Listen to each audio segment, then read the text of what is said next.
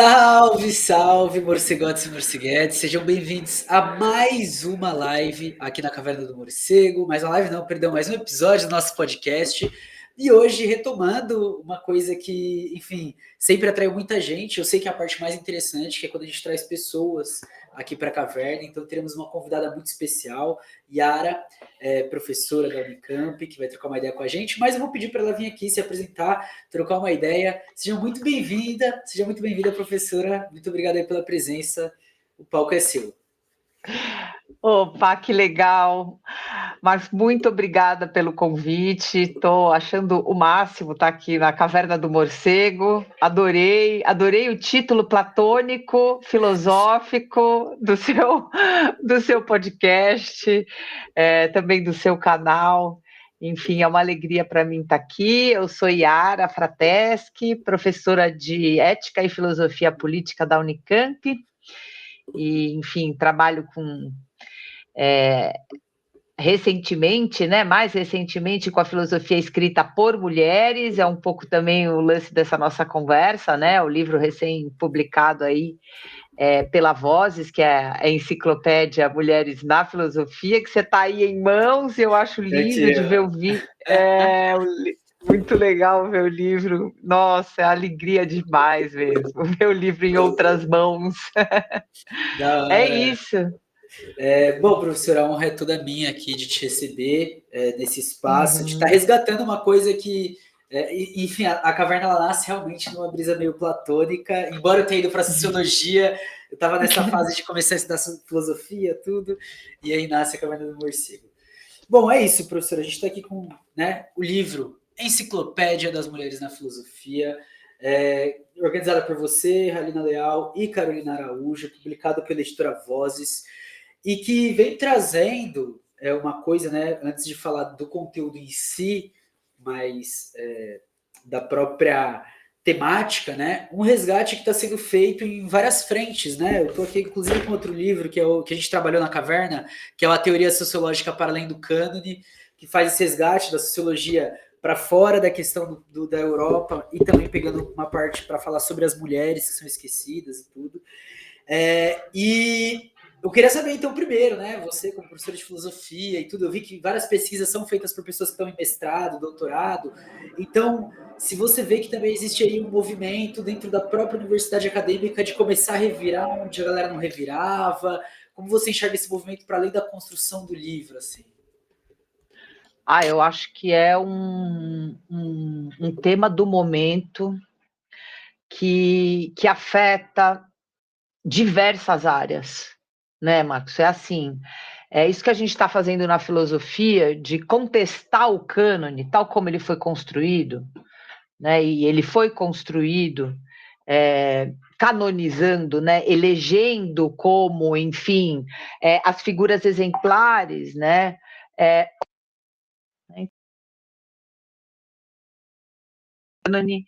São homens brancos, né? A maioria europeus ou do norte, né? Global. Característica específica. Essa mesma característica, esse mesmo modo de construção do cânone afeta as outras áreas do conhecimento. É o que você mostrou, né? Essa discussão está sendo feita nas ciências sociais, essa discussão está sendo feita na história, essa discussão está sendo feita na economia. Acabei de ler um livro interessantíssimo, esse foi o mais recente, resgatando as economistas e as contribuições das mulheres para o pensamento econômico, que a gente praticamente não conhece nenhuma, né? Você olha lá, o curso de economia das melhores universidades está todo construído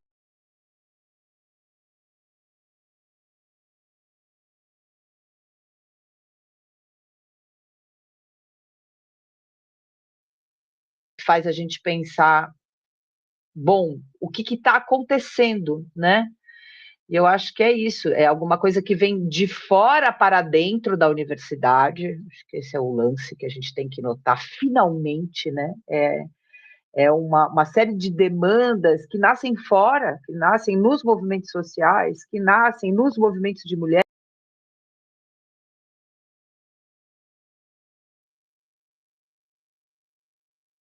PIN. Caiu? Ou segurou? Você caiu e voltou rapidinho.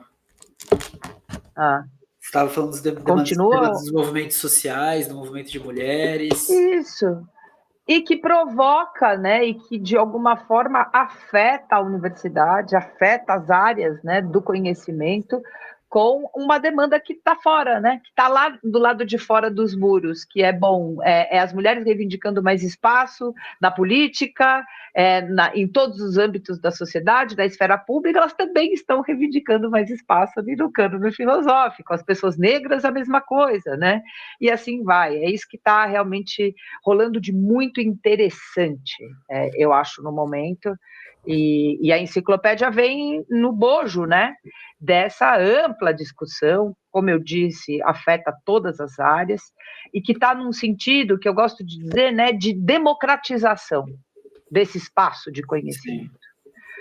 Porque esse é o ponto, né? Democratizar é poder incluir e considerar e tornar digno de estudo, né, as obras dessas vozes que foram completamente apagadas ao longo da história, porque sempre houve mulheres fazendo filosofia, assim como sempre houve mulheres fazendo ciências sociais, economia, literatura, enfim, o lance é que elas foram rigorosamente apagadas da história, e agora a gente está aqui para resgatá-las, né, das margens para o centro e recontar, contrapelo, né, essa história aí, essas histórias todas.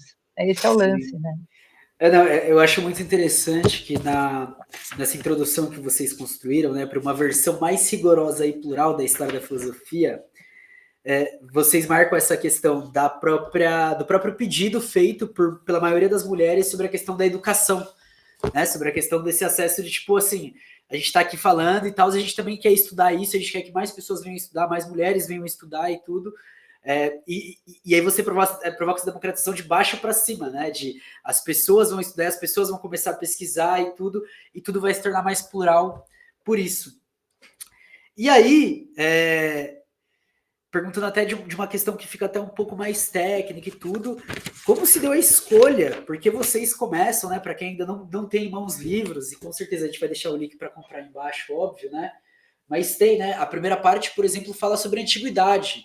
E aí tem esse questionamento que vocês fazem nessa introdução de, pô, e aí certas pessoas é difícil de você dar autoria ao texto, certas pessoas a gente sabe que trocavam cartas, mas os próprios homens privaram as próprias cartas, né, de mostrar o contato que tinha com essas mulheres e tudo.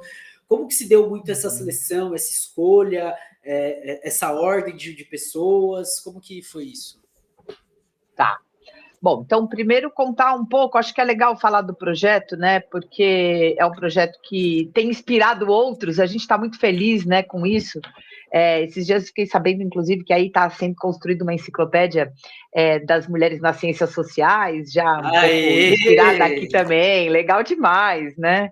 Então, compartilhar também, né, as nossas escolhas, o processo, é um jeito de dividir com as pessoas, né, as conquistas aqui, os nossos aprendizados, né? Sim. Lembrar que esse livro é fruto de um trabalho de 4 anos, né, que é meu, né, Carolina Araújo, que é editora, né, junto comigo da enciclopédia, e a Alina Leal. Carolina é professora da UFRJ, a Alina é professora da FURBS e também do programa de pós lá da PUC do Rio Grande do Paraná, Curitiba, né?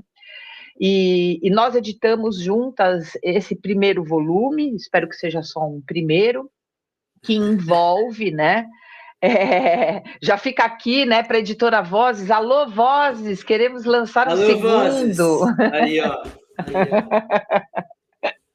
Exato. E aí, enfim, envolve mais de 30 autores, né? A maioria, claro, né, maciça mesmo, é de mulheres, mas a gente também tem homens autores. São 30 verbetes.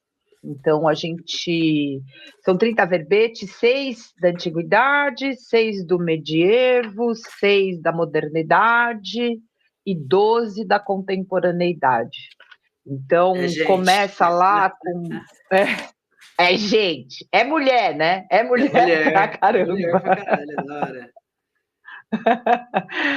E é isso que é interessante, né, Marcos? Você olha, você puxar de uma estante qualquer exemplar de história da filosofia que a gente leu, que a gente se formou, que formou a minha geração, a anterior a mim, a anterior, que continuou formando as posteriores a mim. Não há uma única mulher sequer. Né? Quando há, é assim, sei lá, as Estrelas Solitárias, Hannah Arendt, né? Enfim, tenta uma outra. Sim. E aí você abre um volume desse e fala, puxa, o que aconteceu, né? Que tem tanta mulher e nenhuma consta do tal do cânone. Enfim. Né? E, bom, aí só continuando, né? Começa lá em Cleobulina de Lindos, longe pra caramba, né? Lá na Grécia Antiga. E termina com Nancy Fraser, né? No século XXI. Então, vai do quarto antes de Cristo ao século XXI, né? De leve, é só a primeira, tá, família? Só o primeiro volume. Exatamente, porque a gente não parou de trabalhar e já tem material para começar a construir o segundo, com certeza, né? Aí, ó. Porque, assim, é claro que o primeiro demorou mais, né? Porque a gente tinha que, primeiro, uma coisa que é assim, precisava aprender a fazer isso aqui, né? A gente escolheu fazer verbetes, porque a ideia era de divulgação. A ideia era assim, porque a academia está toda formatada, né? Você sabe disso, né?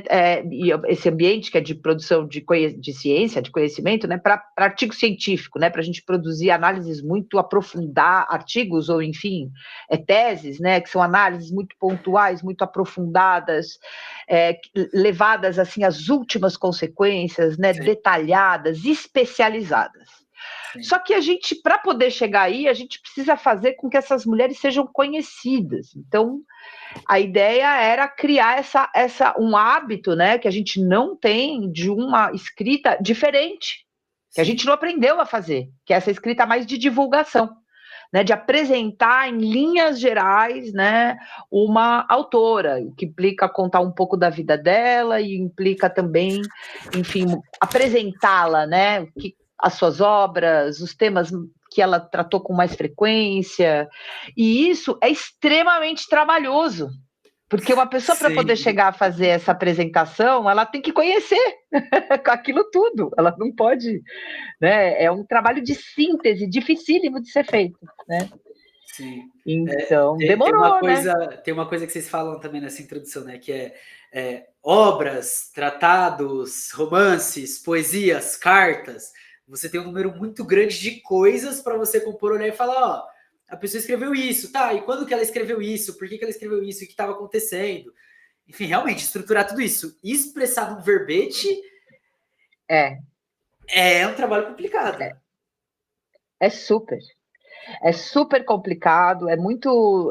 E eu estava dizendo e reforço, né? É alguma coisa que vai num sentido um pouco diferente daquele para o qual nós fomos treinados na academia, né? Sim. Então, e também envolve, né, uma outra coisa, por que demora tanto, né? Porque envolve o seguinte, né? A gente está lidando com uma comunidade acadêmica, a brasileira, né? Que não estudou, não teve a chance de estudar essas mulheres nas suas graduações, nas suas pesquisas. A maioria das pessoas que está aqui foi estudar essas mulheres depois da formação completa. Entendi. Né? Então, terminou o doutorado num autor canônico, já é uma pesquisadora experiente e tal, aí falou, puxa, agora eu tenho um tempo aqui para me dedicar a uma autora que eu gostaria de estudar e tal, que não tá. Então, isso também exige bastante tempo, né? Demora tempo. Também tem uma outra geração, isso é legal de dizer, que você notou, né? A gente já começa a ter aqui, né, pessoas que estão escrevendo as suas pesquisas de mestrado e doutorado, ou seja, que já estão podendo estudar as obras das mulheres, coisas que uma coisa que, por exemplo, a minha geração não podia porque nem sabia quem era, não estava, né? Sim. Então agora a gente já, o volume expressa essa transformação, né? É bem legal de ver, anima a gente demais. Sim. Falando nisso, eu queria deixar aqui um abraço pro Vidal. Uma moçada jovem. Queria deixar um abraço pro Vidal, pensamento carneriano aí, que tá no livro também. Bem da hora, bem legal. Ouvi. Pode falar. O Vinícius é Não, fala isso, né? O Vinícius, eu ia falar mais para frente, mas a gente antecipou lembrar isso, né? Por exemplo, o verbete sobre Sophie Oluolé, que foi escrito pelo Cadu, pelo Carlos Eduardo da Silva Rocha, enquanto ele ainda estava no doutorado, ele estava fazendo a pesquisa sobre ela. O verbete sobre Sueli Carneiro, já temos uma geração nova, né? Sim. Sueli Carneiro é a mesma coisa, escrito pelo Vinão, né, que é o Vinícius Santana Cerqueira. O Vinícius estava ainda no mestrado. É uma galera que já está vendo isso. O verbete... Exatamente. O verbete sobre Mary Wollstonecraft, também escrito por Sarah Bonfim, que é uma estudante de doutorado. Olha. Angela Davis, deixa eu só dar mais um exemplo, né? A Angela Davis é escrito pela Thaís Rodrigues de Souza, pela Laísa Ferreira, também em fase de doutorado. A Thaís já terminou, mas isso é de comemorar, né? Assim, é de ir lá fora soltar um rojão. Outros uma aspectos mudança Exato. É uma mudança na agenda de pesquisa. Isso é super importante. Que é uma agenda que já está aberta, já está trabalhando com um cânone mais aberto, mais flexível, né?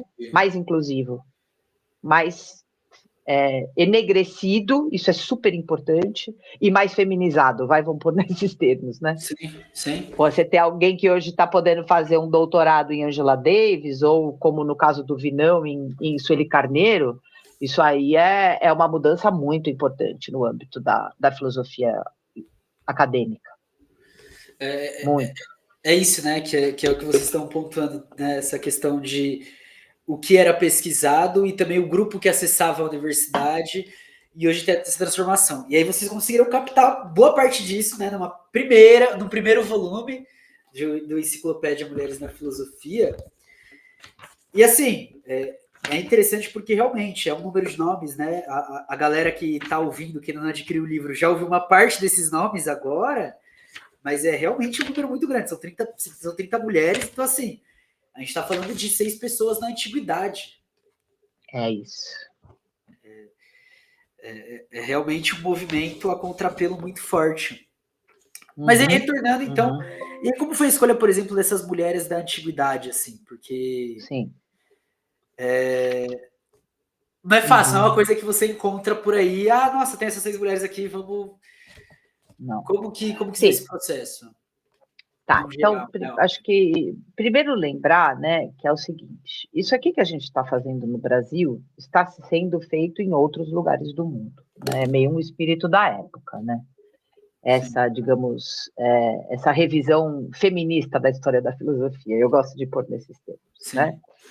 Há outras que não, mas eu gosto, então eu vou manter uma revisão feminista, uma história. Ou como diz a minha amiga e colega e parceira que estava no começo também da enciclopédia, Natasha Pugliese, por uma história feminista da filosofia. Né? Então, tem muita gente no mundo fazendo isso, em outros projetos, então tem gente no Canadá, tem gente na Alemanha, nos Estados Unidos, e que está fazendo isso, né, que a gente chama de... É quase um trabalho arqueológico, né? É de ir buscar referências e tudo mais. No caso das filósofas antigas, Marcos, dá um super problema. Por quê? Porque nada nos restou de texto. A gente não tem base textual. Do medievo para frente, a gente tem. A gente tem como ir direto na fonte. Nas filósofas antigas, não. Então, todos os verbetes das antigas gregas, pelo menos, né?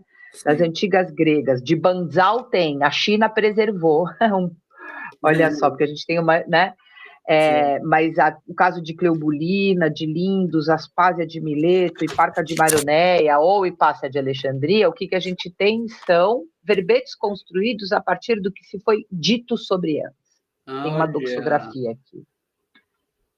Que é um trabalhão, porque aí você precisa mapear tudo o que foi dito né? Então, elas são sempre faladas pelos outros, o que já coloca a gente numa posição bem delicada, né? Bem, enfim, interessante ao mesmo tempo, que você está reconstruindo essas vidas, há muitas lacunas, mas o que a gente tem são filósofas, né, estudiosas, são intérpretes, historiadoras da filosofia antiga, geralmente é assim, né, que se envolveram com essas mulheres e estão produzindo esse conhecimento. Vou dar um exemplo, né, Hipárquia de Maroneia. Hipárquia de Maroneia o verbete foi escrito pela Juliana Ajo, que é uma professora da UFBA, né, da Federal da Bahia, que tem uma formação em Aristóteles, em filosofia grega por Aristóteles. Então ela já conhece um pouco, vamos dizer assim, né? Ela tem aí as habilidades, ela tem um conhecimento da história, ela está circundando mais ou menos ali, né? Aquele momento com o seu próprio na sua pesquisa. Então para ela, né? Foi ela que escreveu esse verbete sobre Hipárquia, que aliás é uma figura interessantíssima. Depois, se der, a gente volta a ela quando for falar um pouco dos temas, né? Então é isso. Facilita para a gente aqui no caso da enciclopédia, porque Carolina Araújo, que é uma das editoras junto comigo, é uma estudiosa da filosofia antiga. Então foi muito importante a gente tê-la aqui, né? Encontrar as pessoas, porque vários desses verbetes, é uma outra coisa que eu já mencionei, mas volto a mencionar. Né? A Carolina foi atrás, imaginou quem poderia, quem tinha o interesse, a gente pediu a essas pessoas que se dedicassem, a essas autoras, demorou-se muito tempo, né? Tem que ter um tempo, porque você precisa dar para a pessoa o tempo que ela precisa para poder ir atrás desse estudo. Sim. E acabou saindo essa coisa bonita aqui de 6 verbetes, deu super certo, né? Entendi. E aí agora, você quer passar um pouco para falar também sobre isso nas outras temporalidades, ou você já quer entrar nessa coisa temática, já falar dos temas que estão cercam esses debates da antiguidade? A gente vai seguir você aqui. Não, como você quiser, acho que só para a gente não perder o fio, né? O que acontece é isso, vai tendo o que a gente tem a partir, né, de um certo momento, no medievo, a gente tem os textos das filósofas. Sim. Então, por exemplo, a gente tem o texto de Duoda, a gente tem o texto de Hildegarda de Bingen, de Christine de Pizan. Então, é claro, o trabalho do intérprete, né, tá baseado em alguma coisa mais sólida, né? Sim. O texto da própria autora. E aí, enfim, o que vai acontecendo, né? 2 coisas importantes, assim, nem por isso não envolve uma certa dificuldade. Por quê? Porque muitos desses textos se perderam na história, né? Então, há textos, por exemplo, que foram, por exemplo, da Marguerite Poretti, né, que é o verbete escrito pela Maria Simone Marinho Nogueira, né, lá da Estadual da Paraíba. Essa também é uma figura interessantíssima, né, da Idade Média. Sim. A Poretti, ela tem um livro que é O Espelho das Almas Simples, que ficou desconhecido até os anos 40 do século passado. Olha. Então, essa é uma outra questão, porque os textos se perderam, como elas foram meio que eliminadas da história, os seus textos se perderam também.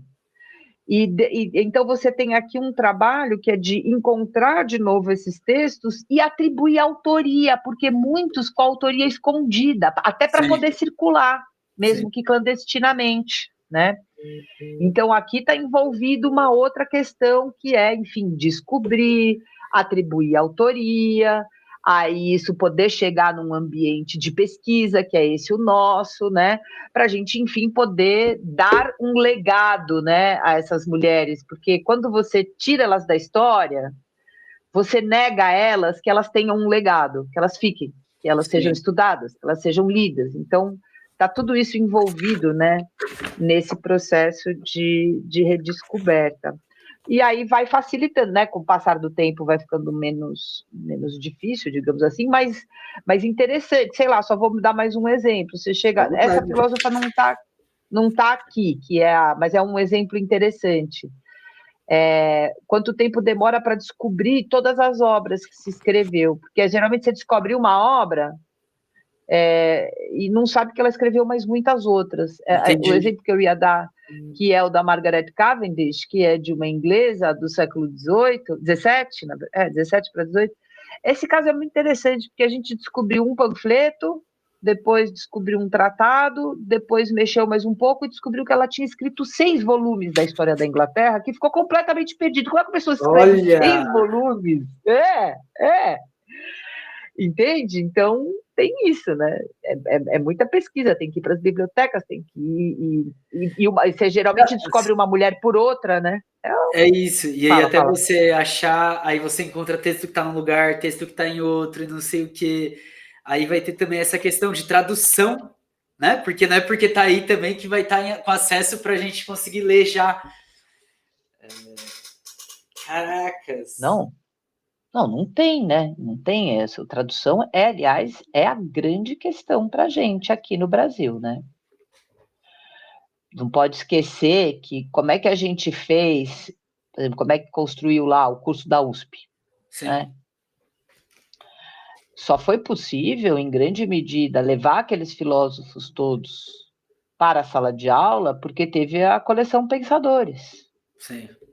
Porque teve um trabalho que envolveu os estudiosos, né? Geralmente ali muitos são traduzidos por estudiosos da filosofia que se empenham na tradução para poder levar tornar acessível na sala de aula, porque se não entrar na sala de aula, não impacta a agenda de pesquisa, certo? Sim. Você começa na graduação para depois ir para a pós-graduação. Então, esse é o nosso, essa é a outra etapa agora do nosso trabalho, né? Apresentar essas mulheres e incentivar que as editoras banquem coleções de tradução. Isso é um bagulho bem interessante, né? Trabalhando com editoras, e aí eu entrei a primeira vez na USP em 2019, né? E aí eu saí, então eu peguei primeiro 2019 e depois já de 2020, 2021 para frente, né? Que aí já foi a época pandemia e pós-pandemia. É muito engraçado ver a mudança, tanto nos livros que a gente vende, então a gente tem aí principalmente uma literatura africana e latino-americana sendo revitalizada, e também agora, né? Economia feminista do Brasil, enciclopédia das mulheres, aí tem o livro Mulheres que Interpretaram a Sociedade na editora Contracorrente. Então, Sim. você vê isso acontecendo. E é muito legal, porque quando os professores não colocam, uma coisa que a gente já começou a fazer na graduação é responder com esses textos nos trabalhos que a gente faz, as perguntas colocadas pelos professores e tentar fazer essa mediação, né? De, beleza, você me apresentou isso daqui, professor, que é uma coisa muito... que é o padrão, que a gente sempre estuda, a gente acrescenta com tal pessoa, ou critica com tal pessoa, e aí o movimento começa a acontecer, né? Mesmo quando os professores tentam impedir, que é o que acontece, por exemplo, numa USP, né? Mas a galera da graduação tá olhando e tá falando, mano, é o que a gente tá lendo, é o que tá chegando, é o que as editoras estão publicando, é o que tá rolando uma pesquisa voltada para isso, para as outras questões e tal, a gente vai seguindo isso daí, né? A gente também tem um papel muito importante para tensionar ali a sala de aula. Com certeza, com certeza. E é bem isso que você falou, né? De novo, também um pouco mostrando como essas demandas que se constroem um pouco fora da universidade começam a forçar as portas, né? E isso vai provocando, na verdade, né? Eu acho que é legal, quando a gente vai falar disso, a gente tem que falar da lei de cotas. Né? Sim. Porque é aqui que tem um movimento né, tem uma contestação, né, e tem uma política pública que, na minha avaliação, ela tem um caráter revolucionário, né, embora ela seja uma política de discriminação, né, positiva, uma política de ação afirmativa, portanto, dentro dos moldes, né, do Estado constitucional, né, de direito, ela tem um caráter revolucionário no sentido de que ela provocou uma transformação muito importante, né, Marcos? Ela não é só uma transformação que provocou, né, que democratizou o acesso à universidade pública, é isso, evidentemente, mas na medida em que ela o faz, ela também traz para dentro da universidade uma série de demandas que simplesmente não existiam, e essa demanda se traduz, né? Na verdade, a enciclopédia, eu poderia até dizer, a enciclopédia não deixa de ser fruto disso, Sim. Né? Por quê? Porque na medida em que a gente tem, eu acho que a lei de cotas ela é um marco, porque ela começa, como uma demanda democratizante, ela puxa a outra, Sim, isso sim, é fato, certo? sim, Né? Você começa a ter dentro da universidade uma pressão, né, para que se pudesse tratar de temas que ainda não eram os temas canonizados, aceitos e admitidos, né, na agenda de pesquisa até então. É aí que a coisa vem, né? Eu acho que e aí, claro, aí você diz, bom, aí a pessoa, ao mesmo tempo, você tem um movimento nas editoras, sobretudo nas editoras independentes, é sempre assim, né? Que vai é passando para. isso, Que é o é quê? isso. Poxa, cara, eu fui agora lá na Feira do Livro, aliás, não te encontrei, eu queria ter te Não encontrado, foi na mas no Tenda dia que eu fui eu não te Vermelha? vi. Se Então, foi, eu fui, mas eu acho que talvez foi numa hora que você não estava ou lá, foi uma eu hora que eu não acho, tava, ou ou foi um dia. não Durante a sei. semana eu não fui, eu só trabalhei no feriado e final de semana. Ah, então Mas foi eu isso também não trabalhei mesmo, todos acho os que foi. Eu horários. fui 2 vezes. Não, mas o que eu ia dizer assim, é incrível a diversidade, né, de autorias indígenas, autorias, né, latino-americanas, femininas, masculinas, o tema queer, LGBTQIA+, posto como nunca a gente viu, né? Sim, sim, Então, poxa, é disso que se trata, né? Os cursos de ciências humanas, eles não podem ficar alheios, evidentemente, aos desejos da sua época, né? Bem parafraseando Marx, né? Porra, o que faz o teórico crítico? Ele olha para as lutas e desejos de sua época. O que faz um professor? Ele olha para as lutas e desejos da sua sim, época. Não dá para não ser, né? Não dá para não ser. sim. Mas está mudando, né? Tem Tá muita mudando. gente já Não, eu acho que nesse isso daqui movimento. Nossa, é incrível. é uma prova fantástica, assim, né? Porque não só pelas mulheres Sim. pesquisadas, mas também porque são pessoas diferentes que escreveram cada verbete. Ou seja, além É, dessas 30, tem mais de 30 que estão ali, estão olhando e estão cavucando a história e estão olhando e falando, não, a gente não vai deixar isso daí ficar assim, não, a gente vai trazer e vai. é isso. E aí, E é legal lembrar só uma coisa. Desculpa. pode falar, fica à Não, vontade.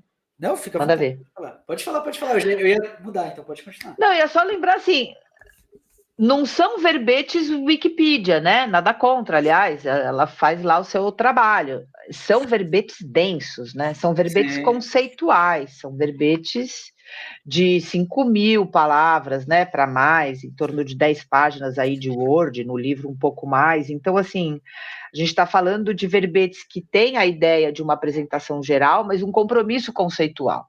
Né? A sim, gente não quer, porque também a ideia não é. A gente não pode baratear aqui, né? A gente tem que levar muito a sério, com muito rigor, o pensamento das mulheres, até para não, com muito cuidado, né? Porque uma atitude muito frequente, né? Para dizer, por que não tem mulher? Porque elas não tiveram obras realmente importantes. Então, a nossa missão é dizer, não fala besteira, camarada, vem aqui olhar para você ver que tem coisa muito séria conceitual, né? Então, precisava ter uma densidade, né? Para a gente fazer o que a gente queria. sim. Então, é isso. É Assim, muita né? coisa. Quando vocês tinham falado para mim do livro, aí vocês mostraram a capa, né? A capa já me pegou, porque eu estudo a Rosa, aí a Angela Davis ali e tal. Enfim, a galera Uhum. toda aqui, né? Aí você já fica daquele jeito, já vai falar, beleza, tem coisa interessante aí. E é muito, muito legal, né? Porque desse processo, por exemplo, de estudar a Rosa, que vem aqui escrito pela Isabel Loureiro, pessoa da qual eu ainda não tive a chance de entrevistar, espero um dia, porque é quem me levou para Rosa Luxemburgo, mas todo mundo que eu li aqui, Angela Davis, Celie Carneiro, Judith Butler, Nancy Fraser, né, as mais atuais, assim, eu sempre li nessa coisa de... Eu estava lendo o Capitalismo Canibal da Nancy Fraser, mais recente, onde ela não só reconceitualiza o capitalismo, Uhum. como ela vai reconceitualizando aquilo que constitui o capitalismo. Você fala, caralho, isso daqui é uma Uhum. obra que está explicando toda a estrutura e conceituando cada coisa separadamente. Falou, ó, é isso daqui, esse daqui é o todo, essas são as partes e tal. O que a gente faz a partir disso? E você olha e você fala, às vezes, e foi o caso do que eu acho, principalmente para o momento da esquerda atual, por exemplo, que é a obra que a gente precisava. É o próximo passo para a gente olhar e falar, puta, ela tá É. apontando aqui os erros, os acertos e tal, sei o que tem sido feito e como tá se estruturando contra a gente. É isso. Foi o que o Marx fez naquela época, é o que a Nancy Fraser tá fazendo aqui hoje. É isso. Exato. E é, Nossa, eu acho muito um também. pouco essa questão. Pode ir. E é legal porque o verbete que está aí, né, o da Nancy Fraser, que é escrito pela Nathalie Bresciani, que é, o verbete é maravilhoso. A Nathalie, ela é professora da Pode crer. UFABC, tá, de filosofia, fez a formação dela toda na Fraser, sabe Fraser, e é Caralho, da muito hora. legal porque ela constrói o verbete justamente em função do tema do capitalismo, né? Então, como é que a Fraser. Porque a Fraser. É isso aí, né? É É um um desafio ler a desafio, Fraser, né, porque, pelo amor de Fraser? Deus, porque a mulher escreve sem parar, porque ela escreve muito, né? Muito, é uma máquina de. E sempre muito atualizando aquele pensamento, o pensamento em atualização constante. Então a Nathalie escolheu, né? Bem nisso que você está dizendo, o que ela pôs? Ela pôs como fio condutor a própria questão do capitalismo. Então é um baita de um verbete de apresentação que vai terminar aí onde a gente acha que tem que começar, na verdade, hoje, né? Que é, enfim, esse retorno da teoria crítica para a crítica do Sim. capital, né, Marcos? Porque a gente ficou uns anos dentro do seio da teoria crítica bobeando nesse sentido, né? O capitalismo deixou de ser assim o centro do problema e a Fraser falou: não, não, não, ele é o centro. Não dá para fazer crítica feminista, não dá para fazer crítica antirracista, não dá para fazer crítica ecológica, não dá para fazer nenhum tipo de crítica ao contemporâneo hoje se a gente não fizer a crítica do capital nos moldes em que ele se apresenta hoje, nesse estágio, né? Que é o estágio ultra neoliberal, né? Então é um baita verbete, assim, que legal aí, que tomara que chegue na Não, isso daqui tem que juventude. chegar, pelo amor de Deus. E aí, você tinha falado de alguns temas. Você quer falar alguns temas pra gente que você acha que são chave, resgatar algumas coisas? Vamos fazer esse trabalho também, porque eu acho que, pelo menos eu sou assim, né? Quando eu tô ouvindo alguma coisa sobre os livros e tal, não sei o quê, eu gosto do que é chamado de spoiler. Eu sou assim com série também. Quando vai me contando o negócio, aí que eu olho e falo, opa, tá bom, estamos pegando a coisa, vamos lá. Massa. A gente pode falar, né? Assim, eu sempre Se quiser gosto de passar dizer o um por um seguinte: também, a cada gente pode uma passar um dessas por um, mulheres não é tem um problema. universo próprio, né? Cada uma. Ah, a gente fica A aqui gente uns fica dias. aqui, vai chamando a galera que Que legal. escreveu para mim falar e fica aí. Cada uma é um Sim. universo, né? Muito bom. Mas assim, claro, né, que há alguns temas muito que saltam os olhos pela recorrência, né? Um deles é o da educação, né? Você já mencionou no comecinho e a gente é o da educação porque é evidente, né, que um dos, se não o maior obstáculo para as mulheres tá tudo bem? Tá tudo bem. É só a Filósofas câmera que ele virou e aqui. escritoras, né, intelectuais. Oi? Não, foi só a câmera que tinha virado. Tá tudo Tá bem. tudo bem? Tudo bem. Ah, tá, beleza. Um dos maiores obstáculos é exatamente o fato de que elas não tinham acesso à educação, né? Então, até quanto mais para trás na história a gente for, a gente tem o problema do básico, do letramento, da alfabetização mesmo, né? Sim. Depois do acesso à educação que geral até, né, lá a modernidade muitas vezes não estava nem no espaço formal, né? E é muito recente, né? É bom a gente lembrar, vamos pegar o caso do Brasil, só para a gente ter a dimensão da questão. O Brasil foi dar acesso às mulheres à educação, né? No século XX. Sim. O século XX começa com as mulheres sendo educadas no lar, para o lar, quando eram educadas, né? Que aqui tem um corte de classe importantíssimo. Para ele terminar onde, né? Então, assim, você começa com uma educação dentro dos círculos de elite, dentro de casa, voltada para casa, e o século termina com as mulheres se tornando maioria na autoria de teses de Sim. doutorado, né? Então, esse movimento, ele, na verdade, isso já dá no comecinho dos anos 2000, mas está tudo certo, né? Precisou dos anos 2000 para isso. Mas então, né, um pouco mais de 115 anos, você tem uma transformação num arco temporal até que curto, revolucionária. O que veio atrás disso, né, do 20 para trás, é justamente o acesso muito precário e, quando com acesso, elitizado das mulheres à educação. Então, é interessante olhar, né, para esse tema, porque é óbvio que ele acaba se tornando, pela falta, pela carência, como um obstáculo, ele é um tema recorrente entre as mulheres. Né? Então, por exemplo, é legal de ver, né, que o verbete sobre a hipárquia de Maroneia, que eu já mencionei, que foi escrito pela Juliana Ajo, da antiguidade, ele tem uma cena muito interessante, que é uma cena da antiguidade, hipárquia de Maroneia.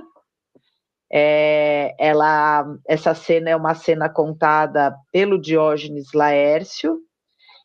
Ela tem um banquete, né? Eles estão ali num debate, e ela então é censurada, ela está lá, então, que mostra que as mulheres tinham algum acesso aos espaços, né? Ela é censurada pelo Teodoro, que olha e diz, bom, né, quem que é essa daí? Né? Eles entram numa disputa qualquer, é interessante até porque a primeira coisa que o Teodoro faz quando ela contesta ele por um debate que a gente não sabe exatamente qual é o tema, né? Ele tenta tirar a roupa dela, ele avança nela, ele tenta tirar a roupa dela, ela não se emociona com isso, na verdade ela meio que dá de boa, ele se incomoda e provoca ela, diz, quem é essa aí, né? Quem é essa hipárquia? É aquela que abandonou o tear, né? Parou de costurar? E ela diz para eles, sou eu mesma, né? Alguma coisa assim, e você vai me censurar por ter escolhido passar a maior parte da minha vida estudando? Né? Que é isso que ele está fazendo, né? Ele não consegue conceder a ela o direito de escolher o seu próprio modo de vida. E é bonito que esse seja o confronto, né? Sim, eu abandonei o tear para estudar. Então você vê como lá na antiguidade grega, né, a questão como é difícil, né, ultrapassar essa barreira que é posta entre a mulher e as letras, né, entre a mulher e o conhecimento. E que volta, né? Então, só para dar um exemplo, por exemplo, ele vai voltar lá no medievo, ele é um tema de Christine de Pizan, na Cidade das Damas, né? Aí a gente anda um pouquinho na modernidade, ele é um tema de Mary Wollstonecraft, que vai ter toda uma reflexão sobre a educação das mulheres, na verdade já das meninas, primeiro das meninas, né? E ela vai defender uma educação que seja capaz de tirar as mulheres daquele lugar socialmente colocado, porque a educação, quando aceita, era justamente para que as mulheres desenvolvessem as habilidades, entre aspas, femininas, né, femininizadas, se quiser, né, de acordo com o estereótipo de gênero, e ela vai defender uma educação na qual as mulheres possam desenvolver todas as suas habilidades, inclusive intelectuais, tal como os homens. Então, de novo, é um embate muito grande, né, ali já no século XVIII, em torno da educação. Então, e esse volta a ser um tema frequente no século XX e no XXI, né? Sei lá, se chegar em Sueli Carneiro, o tema volta. Né? No caso da Sueli, né, já como a Sueli vai fazer, né, para ela pensar gênero nunca está separado de pensar raça, né, porque aí a gente já está num pensamento feminista negro que está interseccionando gênero e raça o tempo todo, né? Não há como não pensar, né, esses dois marcadores juntos da perspectiva do feminismo negro. Então, quando ela vai pensar a educação, ela está pensando também, a educação volta a ser um grande problema, né? Quer dizer, a sua ausência, o seu obstáculo, claro, por ser uma educação colonial, que tira não só as mulheres negras da jogada, mas todas as pessoas negras. Então, é uma filósofa que está, né, o Dispositivo de Racialidade, que é o livro dela lançado em 23, né? É um livro todo construído em cima de uma reflexão sobre a educação brasileira, que é uma educação de moldes coloniais que promove o epistemicídio, né? Ou seja, a desvalorização frequente do pensamento, do conhecimento das pessoas negras, né? Mulheres ou homens, então o tema volta, né? Da educação é muito frequente também. Sofia Oluolé, nigeriana, também, né? O tema da Sofia vai ser educação colonial também. Como é que a África pode se descolonizar, né? Depois da guerra contra o imperialismo, depois da descolonização, ela se descoloniza? Sim e não, né? Porque enquanto você continua com a educação colonial, você não consegue descolonizar as mentes. Então, é outro tema muito recorrente, né? E outra Sim. vez que a educação aparece forte aqui na Caracas, enciclopédia. que da hora. E qual outro tema você separaria, assim, que você acha que... Bom, acredito que deva ter mais em uns 10, pelo menos, né? 10, 15. Muitos! Mas algum outro, assim, que você também acha bem impactante? Porque aqui vocês falam, né, dessa questão da própria educação, vocês também falam das que refletem sobre a questão de gênero, né? Que, enfim, de alguma forma vai aparecer em todas as outras, tudo. Mas também tem a separação sobre romances, peças teatrais. Eu achei bem interessante isso, né? Porque é uma fita que eu gosto muito da Rosa, é o lançamento daquele caderno de cartas dela. Porque ali você tem todas as outras coisas que ela estava pensando enquanto estava escrevendo, enquanto estava atuando politicamente e tudo, e de um caráter até mais pessoal. Do próprio Clóvis Moura, agora eu tô lendo as crônicas dele, para entender o que ele estava pensando em determinadas épocas, assim. Que aí ele usa um outro nome, né? Que é o Sparking Broke, que é o cara que tá viajando o mundo escrevendo cartas para ele. E aí ele posta essas cartas no jornal, né? Só que na verdade é ele. E aí você começa a entender um pouco mais do pessoal da própria pessoa que está escrevendo, né? Você torna as coisas mais relacionadas. Você entende o porquê de falar tal coisa, em qual momento, se estava acontecendo alguma coisa séria. Por exemplo, no final dos anos 72, ele começa a escrever várias crônicas que ele começa a entrar no campo de discussão política muito real, que é uma coisa que não está presente tanto nas crônicas dele, né? Só que aí você vê e vai estar lá, aí tá lá, ele fala de 2 massacres, está no meio da ditadura militar aqui no Brasil. Então você entende que o clima levou ele a escrever sobre essas coisas, né? E aí, enfim. Cara, não sabia disso. Tá ditado Tá isso já? Eu não publicado na sabia. editora Tô essa Unesp. primeira mão. Eu descobri porque Uau! toda feira de livros da USP ou da Unesp eu separo minha listinha para indicar pra galera, né? E ela na Unesp tinha Memórias de Sparking Broke, autor Clóvis Moura. Eu falei, vou ir lá e vou conferir se é o Clóvis Moura mesmo, né? E aí era o foi um trabalho de recuperação que eles fizeram. Que Que ele escrevia para a legal! Folha de São Carlos. Enfim, é isso, a gente ainda tá. Esse trabalho de arqueologia ainda está Olha! acontecendo, né? De você revirar o acervo de alguém, olhar e falar, nossa, tem referência a não sei quem, o que será que tem dessa pessoa? Enfim, é muito. Exatamente.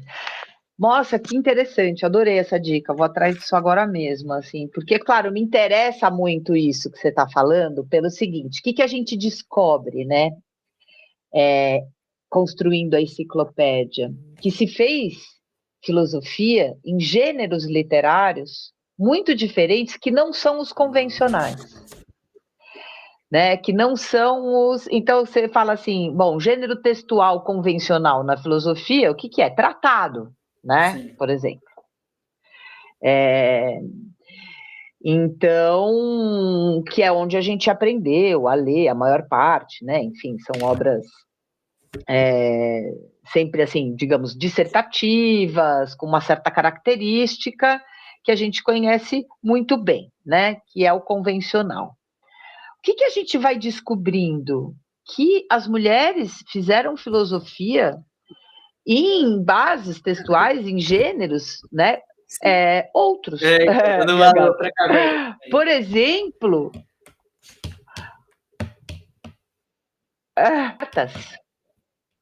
cartas Sim. são muito frequentes, porque o caso mais interessante aqui na nossa enciclopédia é o da Elizabeth da Boêmia com o Descartes. Descartes tem uma longa troca epistolar com essa moça chamada Elizabeth da Boêmia, a gente sabe tudo de Descartes, tem um dos tratados dele que parece que ele teria escrito trocando muita conversa com ela em cartas, só que a parte dela na correspondência ficou completamente apagada. A dele se desdobra num tratado, a dela não. Então a filosofia dela ficou ali nas cartas mesmo, porque era o que dava para ela. Não havia condições materiais, sociais, culturais para essa mulher sair dessa troca epistolar e escrever como Descartes um tratado das almas, da alma, né? Então, o que a gente precisa ter? Muita sensibilidade, uma cabeça aberta mesmo, abrir a cabeça nesse caso, para ir buscar, encontrar a filosofia onde a gente, geralmente, né, achou que não houvesse. A mesma coisa com poema, Sim. né? Você tem ou obras ficcionais. Tem 2 casos muito lindos na enciclopédia. Um deles é a Christine de Pizan, que eu já mencionei, com A Cidade das Damas, do século XV, uma obra de 1405. Olha. O verbete é escrito pela Ana Rieger, lá do Sul.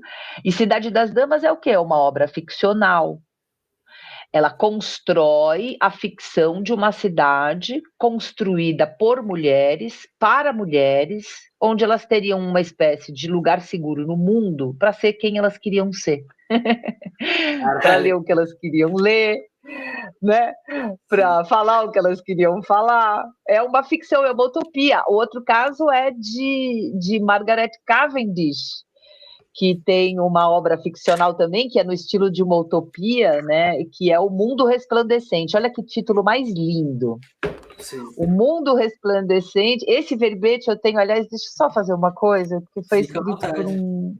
uma pessoa muito querida, que é o Márcio Damin, junto com Sueli Custódio. Márcio e Sueli escreveram o verbete sobre Margaret Cavendish, né, que é essa autora do século XVII. O Márcio faleceu esse ano, faz bem pouquinho tempo.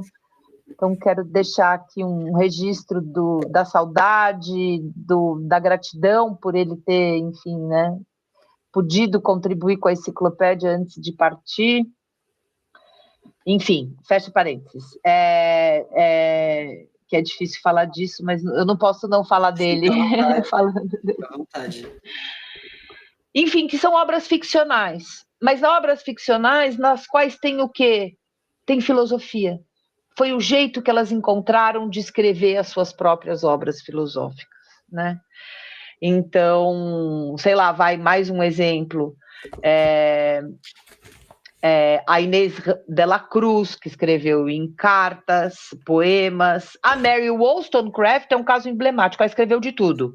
Ela escreveu tratado, ela escreveu panfleto, ela escreveu carta, ela escreveu história infantil, ela escreveu literatura de conduta, romance, como a Simone de Beauvoir, que também escreveu diário, também escreveu romance, também escreveu peça teatral, né?